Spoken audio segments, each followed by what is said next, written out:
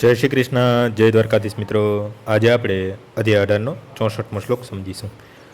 સર્વગૃહ્યતમ ભૂય શૃણુ મે પરમ વચઃ ઇષ્ટોસી મે દડમીતિ તતો વક્ષ્યામિ તે હિતમ.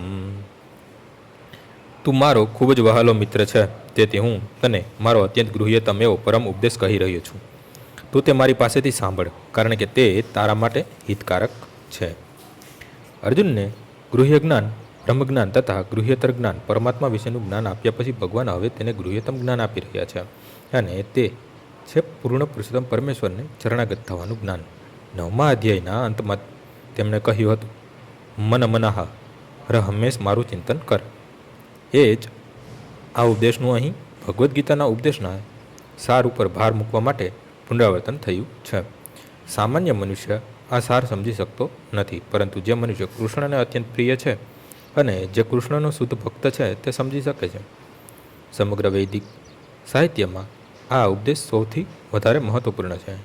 આ વિષયમાં કૃષ્ણ જે કહી રહ્યા છે તે જ્ઞાનનો સૌથી વધારે અગત્યનો ભાગ છે, અને તેનું પાલન માત્ર અર્જુન વડે જ નહીં, પરંતુ જીવ માત્ર દ્વારા થવું જોઈએ. આજનો શ્લોક અહીં પૂર્ણ થાય છે. આવતીકાલે ફરીથી સવારે 6 વાગ્યે મળીશું. જય શ્રી કૃષ્ણ.